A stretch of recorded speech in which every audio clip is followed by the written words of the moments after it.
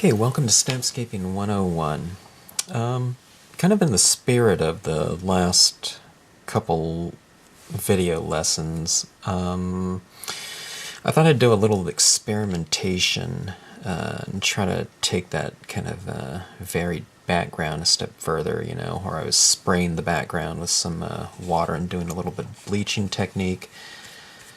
This piece of glossy cardstock, I tried to do, I don't know, I wanted to see what it would look like if I took, instead of spraying a card with, you know, just water for kind of a pseudo-bleaching technique, what it would look like if I kind of sprayed with water and I also took re-inker fluids and just dripped them down onto the card and kind of moved them around a little bit with the brush, and I don't know, I even took some of this toothbrush and I splattered paint down like so, and I don't know, sprayed with more, sprayed, you know, further with water and dripped more on there and so on and so forth, and I came up with this background, and it kind of gave a kind of a dull finish to the surface. So I'm going back in here after the card is dried, and I'm adding on some residual ink that was left in this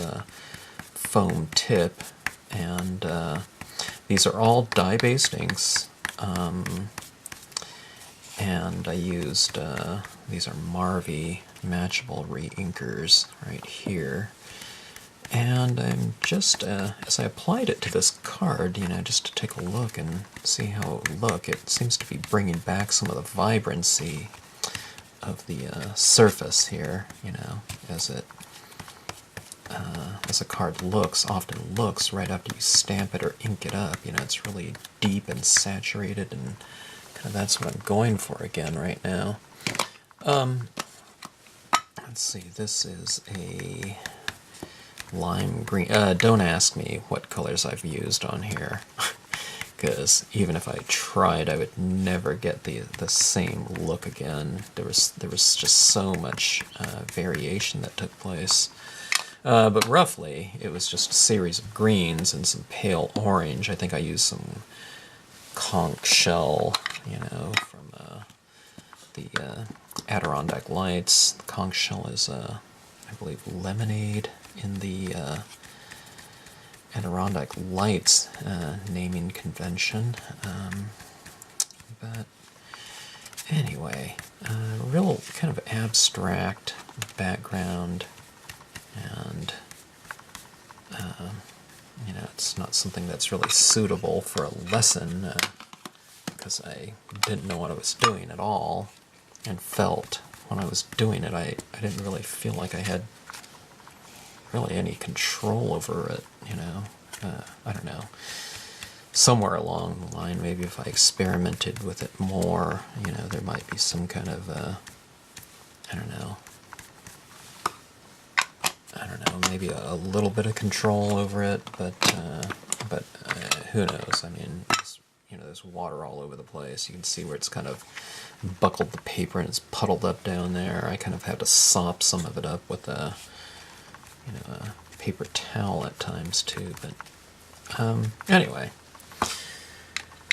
this is a dark brown that I'm going with, just to, you know, kind of darken the edges, like I tend to like to do, to just kind of frame off a, I don't know, in this case a background, and I thought I would do some kind of simple composition on here, with some kind of natural element, probably just some trees, but I'm not sure yet. But anyway, I mean, when I look at this, I mean, there's really not really a given top and bottom whatsoever. But that being said, I thought, you know, let's just take it and see where it goes, you know. I don't really have an idea. As I'm applying some of this ink on here, that was with the dark brown, and I used, oh gosh, I don't even remember, did I just ink that up with black? I have to review, but I think that was black. But it doesn't seem to be applying very in a very saturated fashion. So I'm going to go with the Versafine black, and let's just see where it goes. The Versafine seems to go on a little bit, you know, kind of a nice thick application. Kind of just winging it here, just seeing what will happen as far as the transference of ink to a very, very coated piece of paper. It looks pretty good as far as the impression goes. This is the Spruce Tree Lg stamp, by the way. Using it about half portion here. Okay.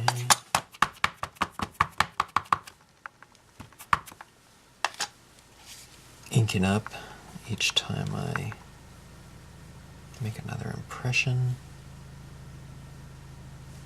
I'll go pretty tall on this one.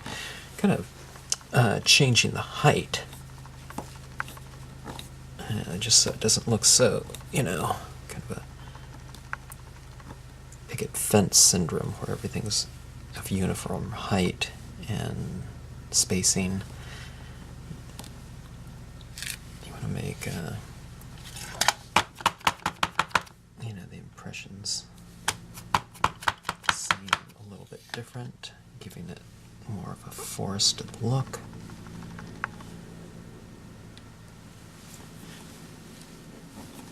Where you have a variety of heights.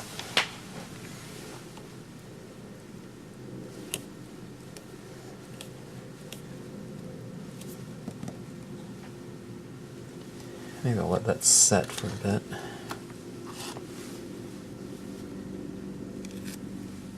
Okay, something like that. It's kind of interesting, I think.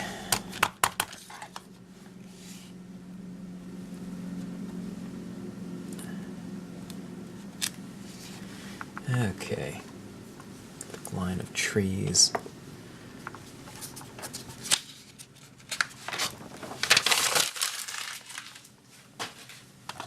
I think this will look really good when I spray it with some clear.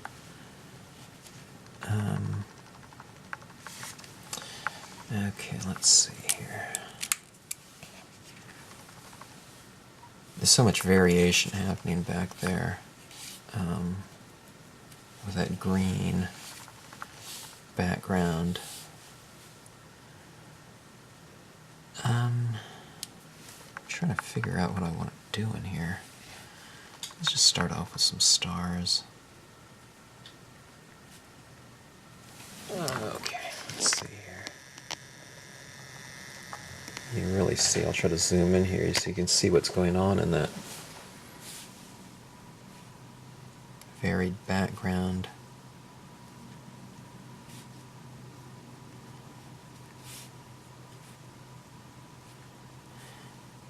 It's kind of a nice contrast, huh? Where you have such kind of an abstract background there, but you have these really crisp little dots, points of light, whatever.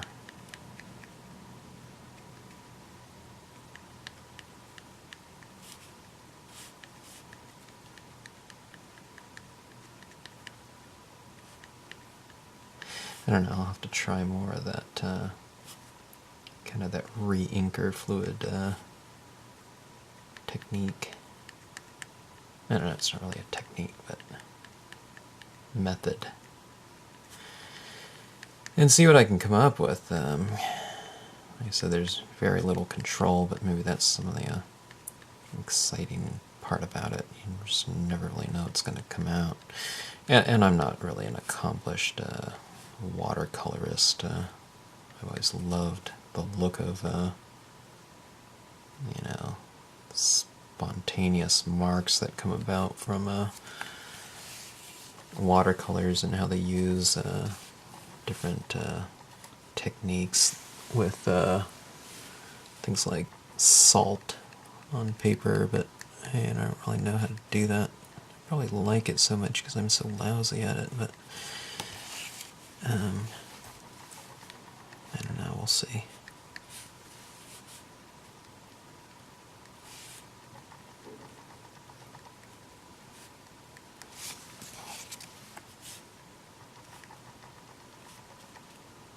I kind of created a band of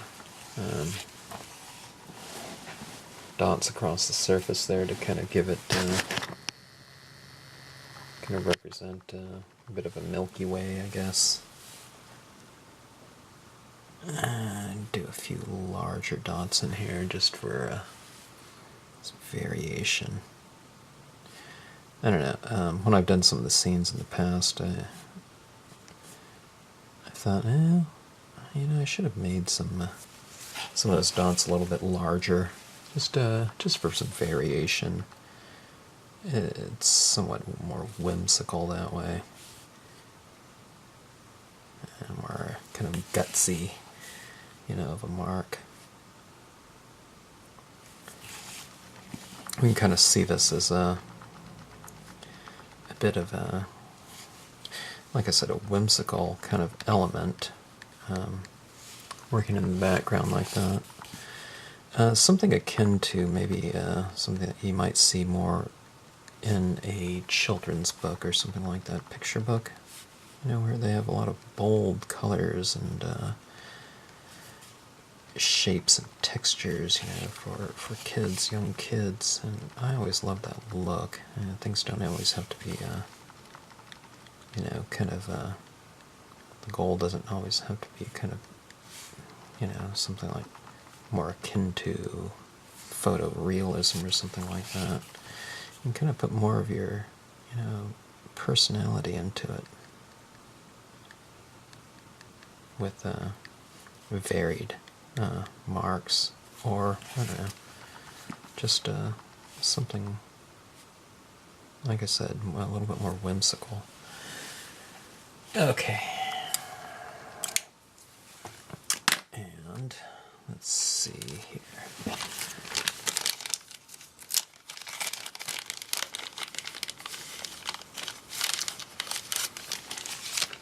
I think I need to get some glow-in-the-dark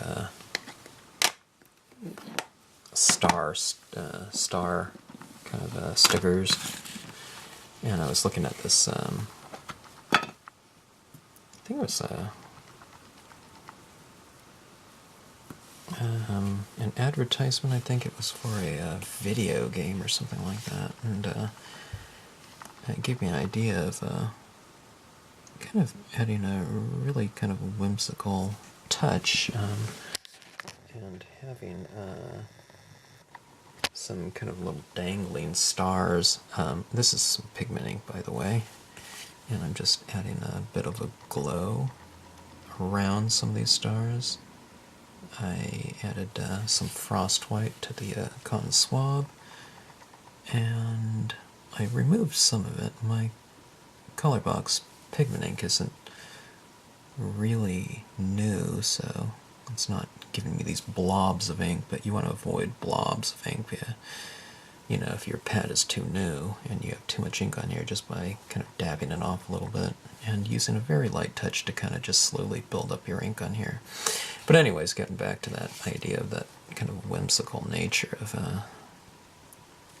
you know, some kind of background stars. I think I would do some lines, you know, hanging down or something like that, and put like a little star on it, like it's a little, you know,